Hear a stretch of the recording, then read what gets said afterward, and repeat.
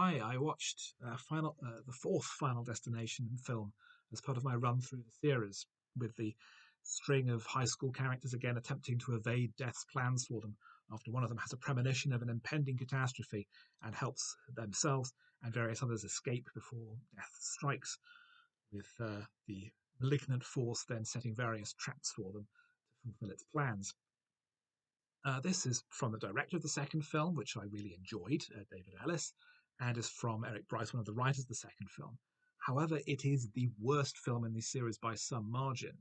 The characters are flat, uninteresting, and completely anonymous. The death sequences are quite clumsily assembled. The film was shot in HD, sorry, it's shot in 3D, and looks weirdly unreal.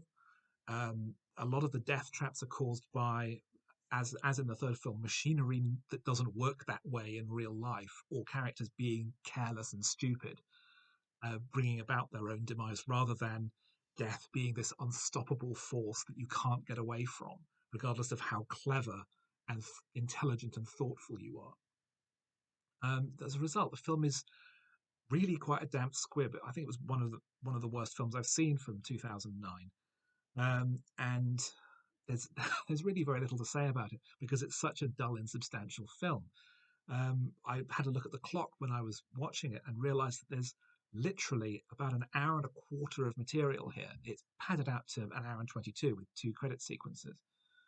But something that I really disliked was how Shirley Walker's theme music, uh, which was strangely sort of eerie and spectral and menacing in the previous movies, is here reinterpreted by Brian Tyler as being a loud rock abomination. Um, it gets almost everything wrong.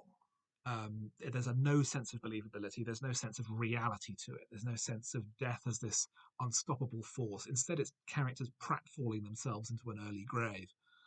And as a result, it's very hard to care about what's going on when these people seem to be actively jumping onto knives or under buses. Why should I care when they certainly don't?